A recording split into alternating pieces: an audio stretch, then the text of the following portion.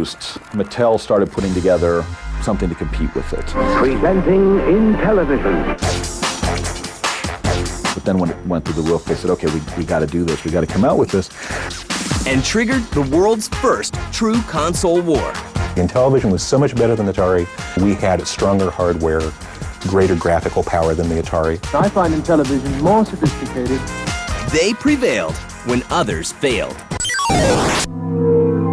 When the video game industry collapsed in '83 and everybody got out of it in '84, Intellivision survived. Intellivision was the one game system that kept going.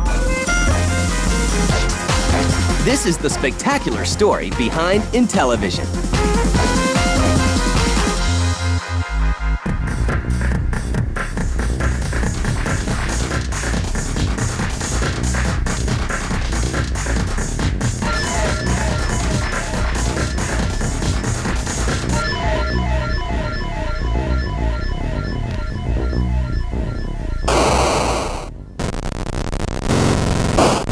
In the mid-'70s, gaming is still in its infancy. The Atari came out, I believe, in '75 or '76. It was not initially that successful. It did well. It was popular with a lot of kids wanted it and everything, but it wasn't as popular as Nolan Bushnell thought it was going to be. I think they manufactured 800,000, they sold 300,000 the first year. The world's greatest arcade video games are now the world's greatest home video games. They're only from Atari. A company named Atari is king. Space Invaders was introduced, and then everyone said, oh, I want to play Space Invaders on Atari, and then suddenly it just went through the roof. The biggest thing that Atari did was get computers in people's homes. Atari put more computers in people's homes than any PC manufacturer was even close to, by a factor of 100 or more, because they learned the idea of you sell the application and not a computer. But a challenger to the throne rises from Toyland. Well, when Atari was first introduced, Mattel started putting together something to compete with it. But then when it went through the roof, they said, okay, we got to do this. We got to come out with this. Mattel creates an electronics branch called Mattel Electronics and introduces the Intellivision to a test market in Fresno, California in 1979. And in 1980, it's ready for release. Presenting Intellivision, the home video system from Mattel Electronics. Propelling the industry's first big console war. For the first time in the video game industry, there were two systems at one time that were out there competing with each other. Intellivision, the world's largest toy company, battling Atari, bought by Warner Communications. Boom, it's going to be a big business thing, big stock thing. Ooh, what's it going to be? There's a growing library of Intellivision programs to involve every member of the family. And for families, it was no longer a question of, should we get a video game system? Now it was, which video game system should we get? And now the sales for both Atari and Intellivision went way up. And so, boom, they're going up. I'm back to Pat. Go for it, Dad. Caught it. The competition just became really intense. The toy company responsible for Barbie doesn't take their new gaming system lightly. It was a more sophisticated system because Mattel figured that being this big prestigious toy company, they would compete with Atari by saying, theirs is a little toy thing that you play some arcade games on. Ours is going to be a family educational and entertainment center. Intellivision can change your family's life. We are going to have this machine that you will later be able to put a computer keyboard onto it. Available in 1981. And you will be able to put a modem on it. They were talking in 1980 about, modem for the Intellivision, to be able to get online and to get information and to do all this stuff. So they were really positioning it as this big family unit. It can change your family's life. The technology isn't cheap, but you get what you pay for. And so it was more expensive. It was $300 compared to $150 for the Atari, but they had this image behind it. The Intellivision was so much better than the Atari, and stop me now before I go on. The Intellivision, like now, if a hardware platform has a year to cook longer than its competition, every year there's a real advantage. So we had a stronger hardware, greater graphical power than the Atari, and the ColecoVision, which came after us, had some enhancements over us. So it was simply a moment, when is that steak driven into the ground, and that's what the designers have to work with. The reason people liked Intellivision more than Atari was that the graphics were better. It just looked better. But the Intellivision for its time was a very powerful machine. Mattel decides to milk its hardware advantage and brings in a celebrity to sell the Intellivision to the masses. And so instead of trying to position it as the big family center, they instead just started doing commercials where George Plimpton, who was known as a sports writer, came out with a television set with Atari showing Atari baseball, television showing Intellivision baseball, and this was very radical for the time to directly show your competitor in a TV commercial. An aggressive marketing campaign ensues. George Plimpton just said, Look at Atari basketball and Intellivision. you can tell the difference. I think Intellivision plays much more like real basketball.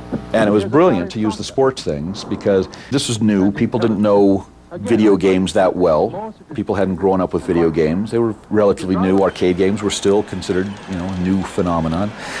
But everyone knew what a sports game was. If you try them both, I think you'll find the clear winner is Intellivision. Compared to Atari's graphics, these were so realistic. And they capitalized with that. They had commercials showing how well their baseball games were to Atari's baseball games. So everyone could look at that TV set and look at that baseball diamond and say, that looks like baseball. We don't know what this Atari thing looks like, but it's not baseball. It was the sports games that immediately set us apart. And the comparison campaign pays off big. Immediately, the sales just started jumping once they started doing that campaign. That was in 1981. And very quickly, Mattel was able to grab about 20% of the market. Mattel will need to do more than just step up to the plate if they want to bump Atari from that coveted top spot. But their next approach may be a little uncivilized.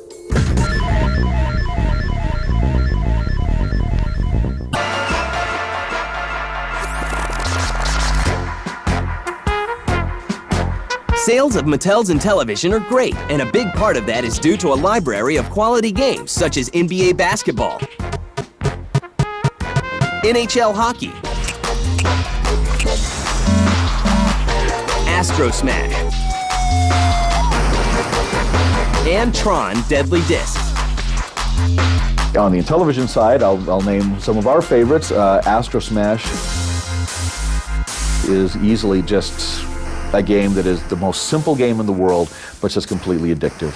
It's just a gun shooting up, asteroids falling. That's all there is to it. There were 3.5 million Intellivisions. There was 1 million Astro Smash. Some of the other games we've had for Intellivision, Night Stalker is a game that people after 20 years remember. One truly groundbreaking Intellivision title is Utopia. Utopia was a game that Don Daglow did. I'd gotten the idea from the combination of having been a junior high school social studies teacher and watching the movie Attack of the Killer Shrews. So I know that doesn't sound like it should go together. That's where the game idea came from.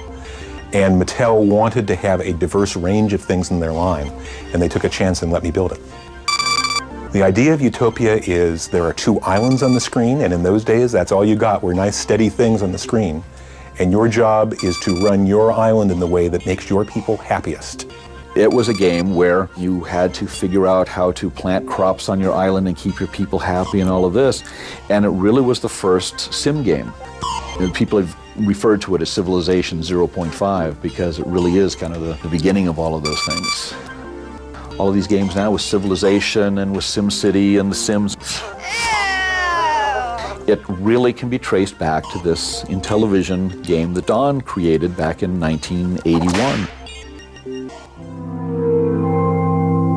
And for the men and women who create these Intellivision games, remaining anonymous is part of the deal. Mattel Toys that owned Mattel Electronics didn't want the programmers to be known, didn't want our names out there because they were afraid that Atari or Activision, one of the other companies, would steal us away. So everything had to be anonymous. They wanted to hide our names. In-house, I was fighting to get credit for my people actually on the boxes. But what they actually wanted to do is they wanted to hide who we were so the competition would not recruit us away. And every good secret organization needs a good alias. We did an interview with TV Guide in 1982. And they sent a gentleman named Howard Polskin to interview us, but Howard Polskin was told, you have to change their names in the interview. And all of our names were changed. And the writer wanted some sort of a description, a group description for us. And we didn't have one really. You know, we were application software at Mattel Electronics. And application software didn't sound sexy. So the writer said, how about you guys call yourselves the Blue Sky Rangers, because we talked about having blue sky sessions. Because he heard that our brainstorming sessions were called Blue Sky Sessions. Where we'd try and think up new ideas or new ways to play games. And the name took, and it's stuck ever since. Blue Sky Rangers. And our vice president, Gabriel Baum, he didn't like that name. He said, I hate that, that's stupid. But the marketing people at Mattel, the publicity people at Mattel said, let's go with it. Let's give them something. Let's give them something that gives them a hook to write the story. So how about instead of you guys call yourself the Blue Sky Rangers, he just says, you are the Blue Sky Rangers. And Gabriel said, I guess I can live with that, you know, because yeah, okay, whatever. So since we knew Gabriel hated the name, we of course adopted it as our logo. I designed the logo for the Blue Sky Rangers. I put his face on it. In the article, they changed his name to Hal, so we have In Hal We Trust around this logo. And that became the generic name for those of us who worked on games at Mattel.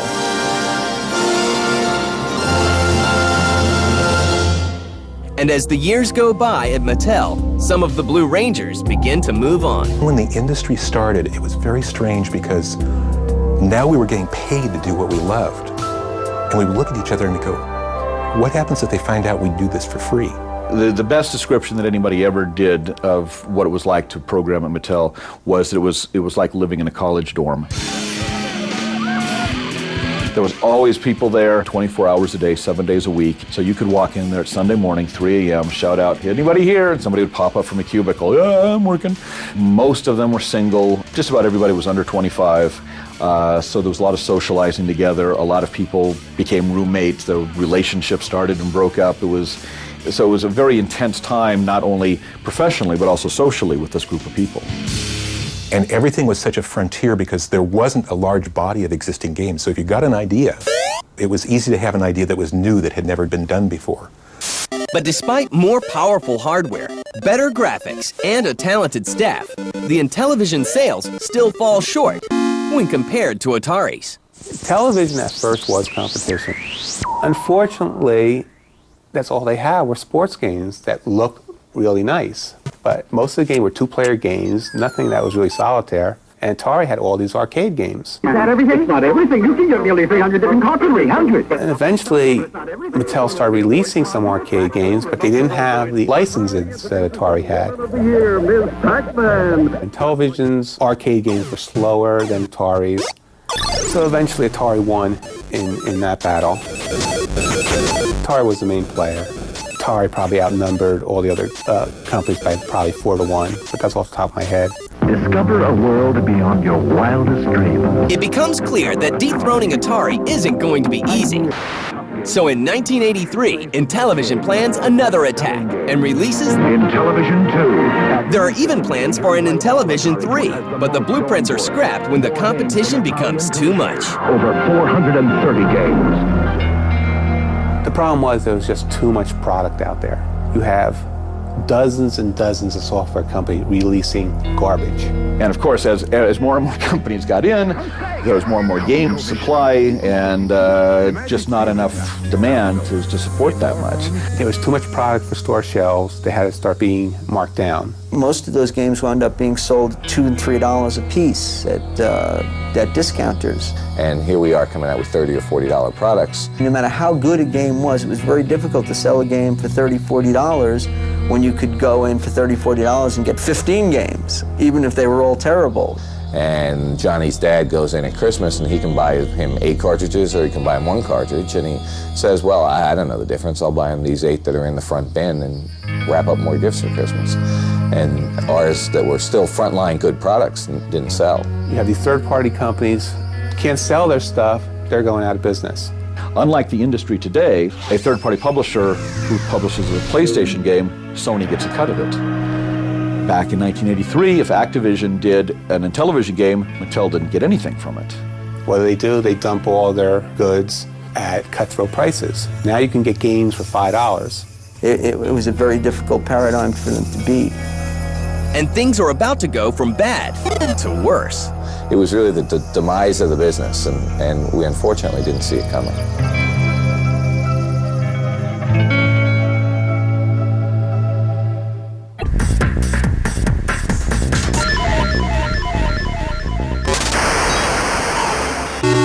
By 1983, store shelves are overflowing with second-rate games.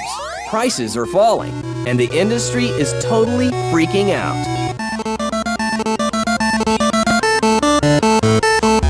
A lot of people just got burned. They just got tired of getting all these bad games. So that drove people away from video games. There were no checks and balances for quality in those days. So a lot of really bad games got out there in the early 80s. And so the whole thing collapsed.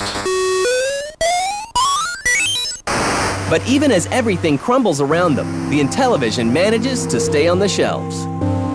When the video game industry collapsed in '83 and everybody got out of it in '84, Intellivision survived. Intellivision was the one game system that kept going. To keep the Intellivision selling, a bold move is made. The senior vice president of marketing for Mattel Electronics, Terry Valesky, looked at the numbers and said, there's still a demand out there for video games. Everybody's getting out of it, but people still want to play video games. So he put together a group of investors. They bought the rights to Intellivision from Mattel. INTV is formed, and the Intellivision lives on. The console that dared to challenge Atari's dominance ends up outliving it. They continued to make the consoles. They continued to make new games from 1984 through 1990. The company actually lasted till 1991. So Intellivision went through the entire decade of the 80s, which no other system did. I mean, Intellivision at the end was competing on the shelves with Sega. And of course, Nintendo.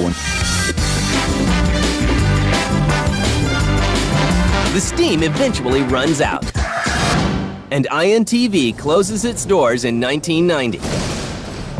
But Keith Robinson manages to buy the rights to all things Intellivision and keeps the legacy alive. He also becomes the unofficial record keeper. As Intellivision was going out of business, as Mattel Electronics was going out of business, I took all of the files. As people were being laid off, I said, I'm going to write a book about this. And so they gave me their personal files and they gave me all this stuff. And so I had amassed like 3 file cabinets full of material saying, okay, great, I'm going to write this book. But then, like I say, Intellivision didn't die, continued to work on it. And he directs his creative juices into another medium. In '94, I got really enthralled by the World Wide Web. I started setting up a website. I'll take some of this material that I was going to write a book, I'll put it on the web, see if anybody's interested in that. And the public reacts. 1,000 people a week were coming to read about Intellivision. And pretty soon I go, maybe there's still an interest in Intellivision. People kept emailing us and saying, is there a way to play these games on a PC or Mac? So Keith gives the public what they want, and Intellivision Lives is born. So myself, Steve Roney, who was another programmer at Mattel, we bought the rights back. So bought the rights to Intellivision, all the games, put together a product, Intellivision Lives, which lets you play most of the old games from Mattel Electronics, from INTV Corporation on the PC and Mac. The Intellivision Lives CD becomes more than just a collection of games. It becomes a part of history. Put it out there for sale on the web and have done real well. And there's been a huge interest in the games, and we're just trying to recreate that whole experience of what it felt like to be working on those games. They've come to the GDC pretty much every year to kind of keep the history of these old game systems alive and keep the roots of where industries come from on center stage. And I think that is important for us as an industry not to forget where we came from. First of all, for a lot of people, it was part of their childhood. So there's that special bond of childhood of something you played and enjoyed, especially if it's something you played with your brother or your sister or your friend. Well, I think it's nostalgia, you know? For me, they all remind me of you know, what it was like to be a kid, you know, and how pure everything was kind of back then, you know, and I think that what we see today with the PS2 and the Xbox, I mean, some kids are playing that now, and 20 years from now, we're like, oh, do you remember the days, you know? There's always a, do you remember the day kind of story, do you remember this game, or, you know, and it's just a part of the social fabric of life. The reason why Intellivision survived the crash in '83 was because it had loyal fans. Thanks to a renewed interest in classic gaming and to those who refuse to let it go, Intellivision literally lives on. They were games which were really handcrafted. Because we had a few months, one programmer, one game, you had a chance to really work on and polish your game. It's a very individual experience. One person was in charge of the whole thing, and the games were small, and it was just a thrill to work on. But perhaps the biggest testament to the true success of the Intellivision lies in the people who were there when it all began. We get together and we still swap stories, and every year somebody new that we didn't know or hasn't been to one of the reunions shows up, and we get to include them. So the Blue Sky Rangers keeps growing. We still, 20 years later, we have reunions at a certain pizza parlor in Hawthorne, California, where the gang used to go.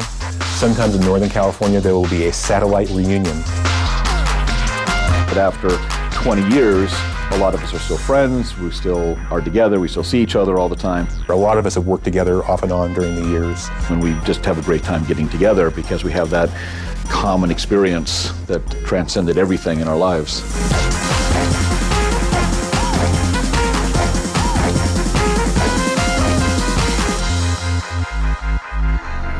When it comes to space games, nobody compares to Atari. Excuse me, have you compared them to Intellivision? Intellivision? Sure, they've got great space games, like Intellivision Space Battle. I didn't know. And now there's Space Armada and the incredible Astro Smash. I didn't know. Here, compare for yourself. Intellivision Space Games from Mattel Electronics. Once you compare, you'll know.